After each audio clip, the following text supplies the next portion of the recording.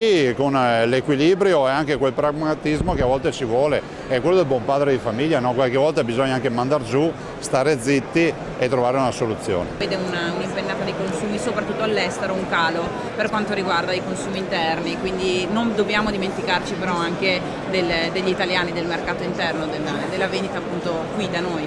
No, e dobbiamo anche ricordare che le proiezioni ci danno un 2015 con un consumo pro capite di 40 litri all'anno in Italia. Certo è che sono stati bravi i nostri produttori a internazionalizzare, quindi il fatto che il vino italiano sia ancora con un trend positivo nelle esportazioni ci fa ben sperare.